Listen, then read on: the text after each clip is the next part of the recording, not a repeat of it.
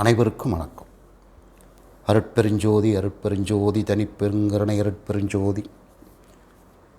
ஜோதிட உறவுகளுக்கு இனிய அன்பு கலந்த வணக்கம். தொடர்ந்து எனக்கு நல்ல ஆதரவு வழங்கி வரும் அனைத்து ஜோதிட உறவுகளையும் நான் என் மனதார பாராட்டுகிறேன்.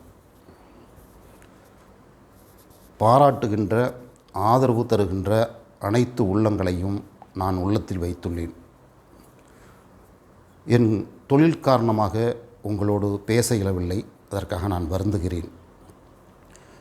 நம்ம இன்றைக்கி ஜோதிட சூட்சமங்களின் அணிவகுப்பு அப்படிங்கிற தலைப்பில் சில ஜோதிட சூட்சமங்களை நான் உங்களுக்கு என்னுடைய அனுபவத்தை உங்களோடு பகிர்ந்து கொள்ள விரும்புகிறேன். ஒரு ஜாதகத்தில் லக்கணத்திற்கு 2ஆம் இடத்து அதிபதி, அதாவது தனஸ்தானாதிபதி 6க்குடையவன் சாரம் பெறக்கூடாது. அதே போல் ஒரு லக்கணத்திற்கு 10க்குடைய ஜீவனாதிபதியும் 6க்குடையவன் சாரம் பெறக்கூடாது. அடுத்தாற் போல் தொழில் காரகன் என்று சொல்லக்கூடிய சனி பகவானும் 6க்குடைய சாரம் பெறக்கூடாது.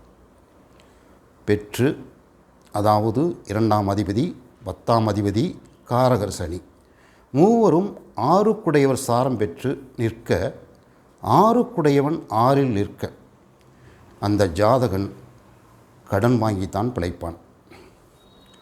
குருவோ அல்லது லக்ன சுபரோ பார்த்தால் இணைந்தால் நன்மை, இல்லையேல் கொடுமை. ஒரு ஜாதகத்தில், அதாவது லக்னத்துக்கு 4ஆம் இடம் என்பது தாய், சுகம், வாகனம், பல்வேறு காரகத்துவங்களை அடக்கியது. அந்த ஜாதகத்தில் லக்கணத்திற்கு 4ஆம் இட அதிபதியோடு செவ்வாய் சனி சேரக்கூடாது. சேர்ந்திருந்தால் அந்த ஜாதகனின் குடும்பத்தில் தினசரி சண்டை சச்சரவுகள், சப்தங்கள் நடந்து கொண்டே இருக்கும். அதே போல் 4ஆம் இட அதிபதியோடு எந்த லக்கணமாக இருந்தாலும் செவ்வாய் சனி சேர்க்கை சேர்ந்து விட்டால் தாயும் தகப்பனும் அடிக்கடி சண்டையிட்டு கொண்டே இருப்பார்கள். ஏன்னா அந்த 4ஆம் இடம் என்பது 9ஆம் இடத்திற்கு அட்டமஸ்தானம். அதே போல் 4ஆம் இட அதிபதியோடு செவ்வாய் சனி சேர்க்கை உறவுகளை பகைத்து கொள்ள செய்யும். அவர்கள் சுற்றத்தாரோடு நெருங்கிய நட்பு இருக்காது, கசப்பு வந்துவிடும். அதே போல் அவர்கள் வாழும் ஊரில் அவர்களுக்கும் அந்த ஊர் பொதுமக்களுக்கும் ஒரு எதிரான மனப்பான்மை இருக்கும், சுமூக உறவு இருக்காது.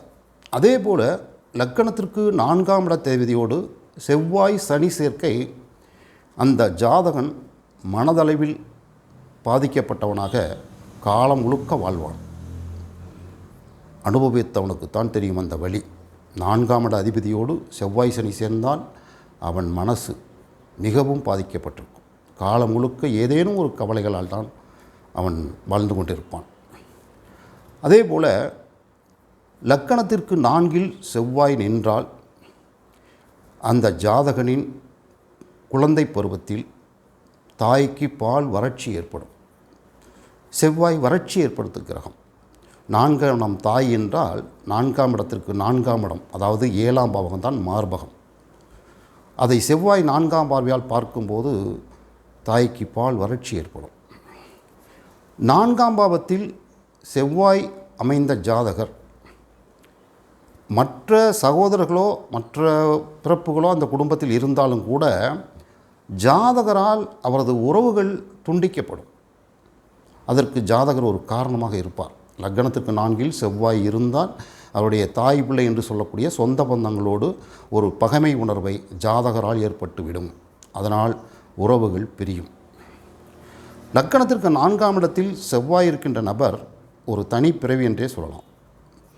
அவர் மற்றவரோடு இணங்கி போவது மிக கடினம், அவரோடு நாமும் நெருங்கி போவது மிக கடினம்.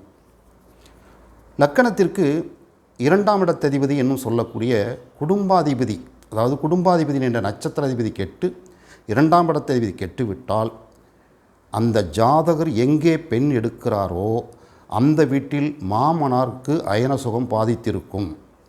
இதனால் அவர் பெண்ணெடுக்கும் வீட்டில் மாமனாருக்கும் மாமியாருக்கும் நல்ல உறவு கண்டிப்பாக இருக்காது. ஏனென்றால் லக்னத்திற்கு 3ஆம் இடம் மாமனார், மாமனாருக்கு அயனஸ்தானம் 2ஆம் இடம். அப்படிப்பட்ட இடத்துல தான் பெண் எடுப்பார். அப்போ இவருக்கு குடும்ப வாழ்க்கை சிறப்பில்லை, மாமனாருக்கும் குடும்ப வாழ்க்கை சிறப்பில்லை. லக்னத்திற்கு 2 குடையவன் ஆட்சி பெற்றிருந்தால் மாமனார் வீட்டுக்கு அடிக்கடி செல்வார். சிலர் மாமனார் வீட்டோடு கூட தங்கியிருப்பார்கள்.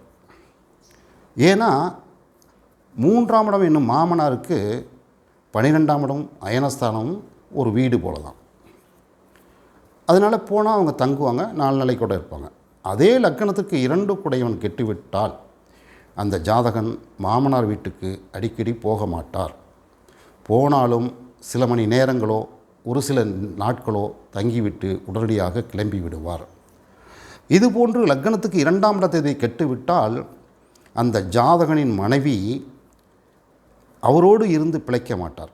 குடும்பாதிபதி கெட்டுவிட்டால் மனைவி பிரிந்து விடுவார். அதுபோன்ற 2ஆம் இடத்தை கெட்டு மனைவி பிரிந்த ஜாதகர்களை அவரது மாமனார் வீட்டோடு வர சொல்லி அழைப்பார்கள். இவருக்கு தான் குடும்பாதிபதி கெட்டு போச்சு, இவர் போக மாட்டார். அப்படி 2ஆம் இடத்தை கெட்டவர்கள் மாமனார் வீட்டோடு சென்று பிழைத்தால், சற்று சுய கௌரவத்தை தள்ளி வைத்துவிட்டு வாழ்ந்தால் மாமனார் வீட்டோடு சிறப்பாக வாழ முடியும். இதுபோன்று மேலும் பல சூட்சமங்களை தொழில்முறை ஜோதிடர்களுக்காகவும் வளரும் ஜோதிடர்களுக்காகவும் நான் வழங்க காத்திருக்கிறேன்.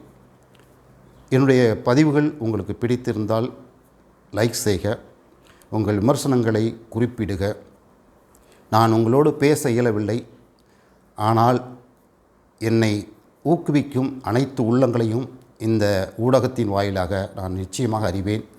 அனைவரது நினைவும் என் இதயத்தில் உள்ளன.